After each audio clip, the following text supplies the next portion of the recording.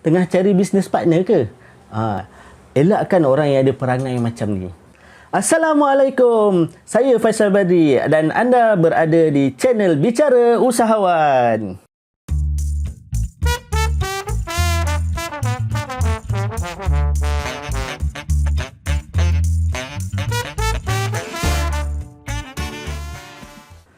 Selamat datang saya ucapkan kepada anda yang baru sahaja sampai ke channel Bicara Usahawan, dan yang lama saya ucapkan berbanyak-banyak terima kasih, sangat-sangat appreciate kepada anda kerana masih lagi bersama dengan Bicara Usahawan dan juga mengikuti video-video sharing saya di dalam channel Bicara Usahawan.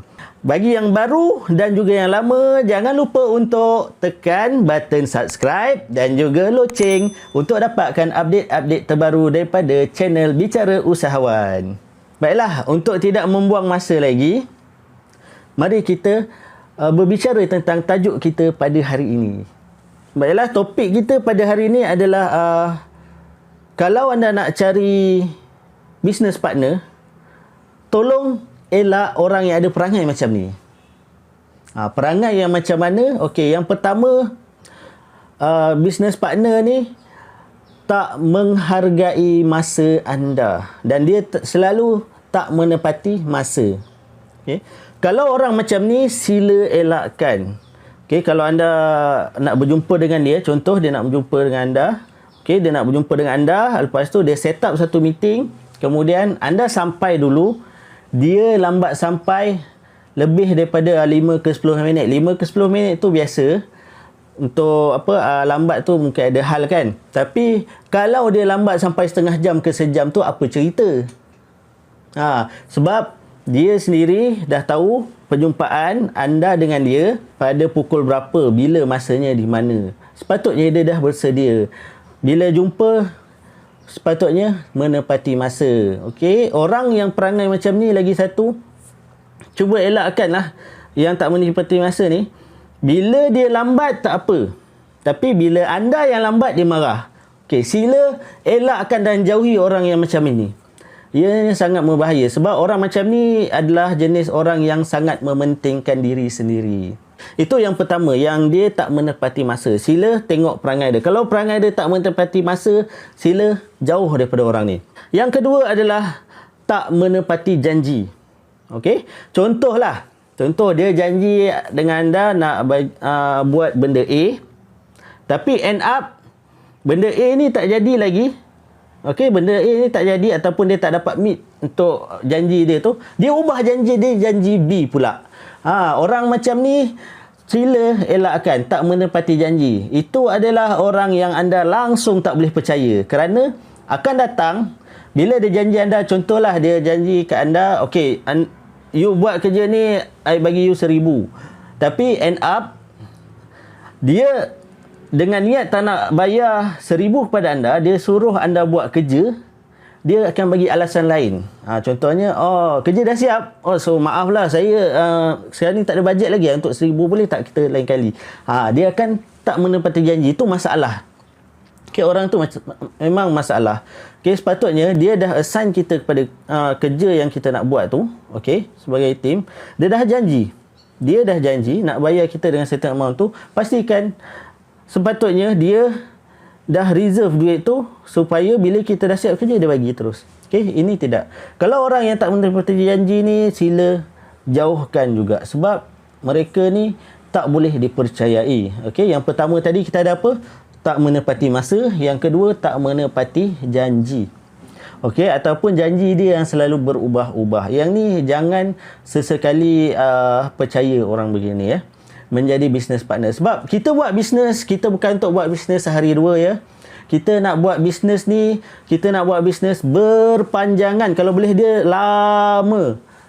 Dan keuntungan dan profit kita share bersama-sama. Kalau anda percaya kepada orang yang tak menepati masa, satu, masa akan out. Lepas tu anda yang tak menepati janji lagilah tak boleh dipercayai sebab mungkin awalnya dah berjanji, okey, kita profit share 50-50, tiba-tiba pada pertengahan ataupun bila dah dapat duit, dia kata, oh tak boleh sebab saya banyak buat kerja, jadi profit share saya kena 70, anda 30.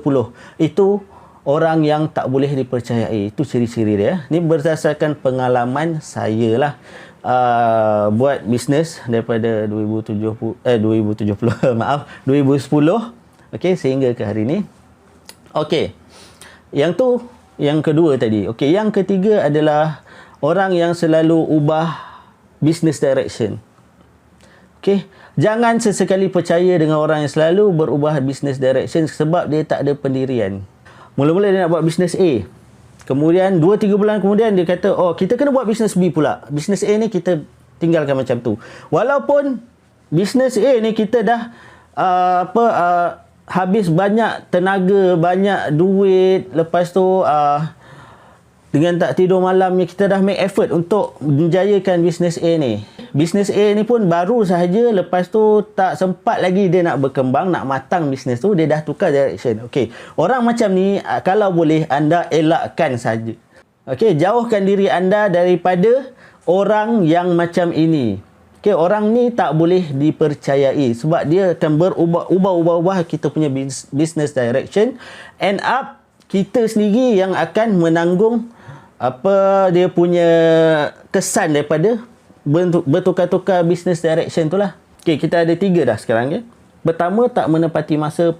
Kedua, tak menepati janji. Ketiga adalah yang selalu mengubah business direction. Okey, ini adalah ciri-ciri business partner yang anda tak boleh percaya. Kemudian yang keempat, depan kata lain, belakang kata lain. Yang ni pun anda tak boleh percaya. Orang macam ni, dekat depan anda dia puji anda. Disebabkan dia nakkan sesuatu daripada anda lah. Mungkin dia nak suruh anda buat satu kerja, dia puji anda macam-macam, puji meninggi kan. Lepas tu, tapi bila belakang anda, dia cerita keburukan anda dekat orang lain. Orang macam ni anda tak boleh percaya. Ini adalah orang talam dua muka. Depan cerita baik, belakang cerita buruk. Tak boleh percaya. End up, ini mungkin satu hari nanti bila bisnes kita dah berjaya, dia akan tikam belakang kita. Sebab orang macam ni memang dia langsung tak boleh percaya. Dia hanya buat baik depan anda, tapi di belakang anda macam-macam dia boleh buat. Yang tu yang ciri keempat tadi. Yang kelima. Okey. Yang kelima adalah business partner yang selalu menggunakan nama orang lain untuk kepentingan diri. Ini yang saya sendiri alami. Okey, business partner menggunakan nama saya untuk subscribe internet, untuk menggunakan subscribe kuku.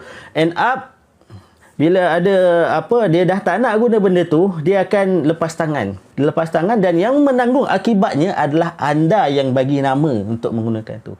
Dia akan menggunakan kemudahan yang dia buat tu ataupun nama anda tu untuk kepentingan diri dia. Bila dia dah dapat, dia akan tinggalkan dan dia akan biarkan anda terkontang-kanting. Kemudian anda yang terpaksa menanggung akibat daripada nama anda yang digunakan tu. Okey, sila berhati-hati. Jangan sesekali bagi nama anda digunakan oleh orang lain, terutama sekali business partner. Walaupun dia kata okey, kita dalam satu bisnes yang sama, tapi saya boleh gunakan nama anda. Jangan sekali-kali ya.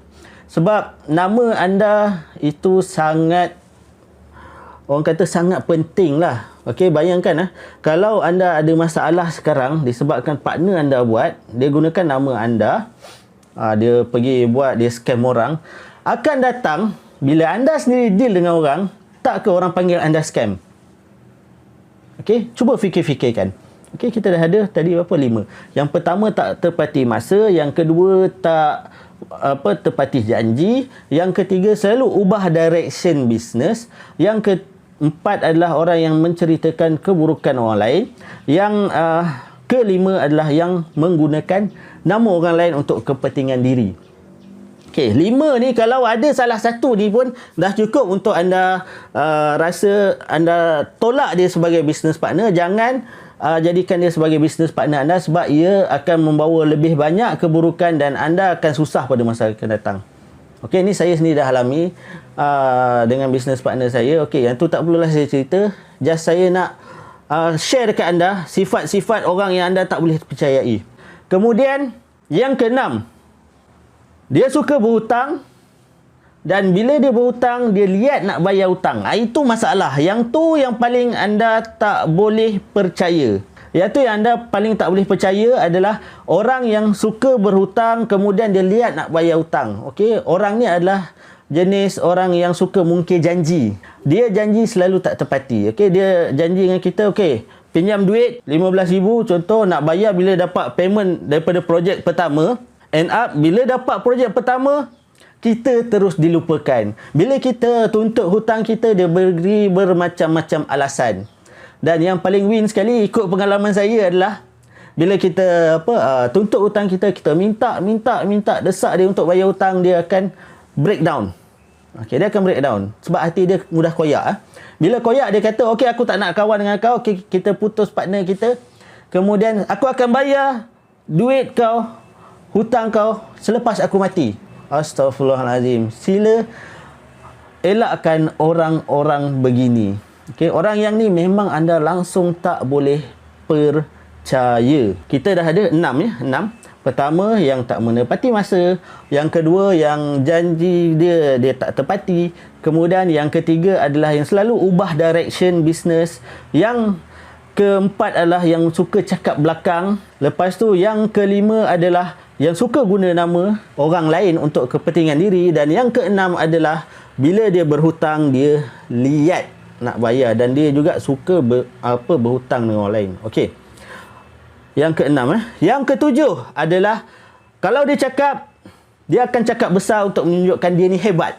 Dia ni tahu semua benda. Okey, orang macam ni tolong elakkan, sebab mereka ni sebenarnya cakap besar untuk bagi anda nampak dia ni hebat, tapi sebenarnya dia tak tahu apa-apa langsung. Dia hanya akan menggunakan anda untuk mencapai objektif dia. Sila elakkan orang begini. Sebab kalau dia cakap, okey, saya tahu buat benda ni, awak tahu buat ni, saya pun tahu, tapi saya tak boleh buat sebab saya sibuk. Jadi awak kena buat. Jangan percaya orang begini. Ini adalah satu orang yang tak boleh percaya. Bila dia cakap besar, dia nak tunjukkan dia hebat, dia nak prove something kepada kita ataupun orang lain, dia akan buat macam-macam. Itu sangat-sangat bahaya. Itu yang ketujuh. Yang ke-8 adalah orang yang selalu ungkit kebaikan kecil yang dia buat. Okey, sebagai contoh macam ni lah. Kita tolong dia. Dalam bisnes kita kan tolong-menolong antara sama partner. Okey, dia buat kerja. Bila buat kerja, kita dah buat, dah siap.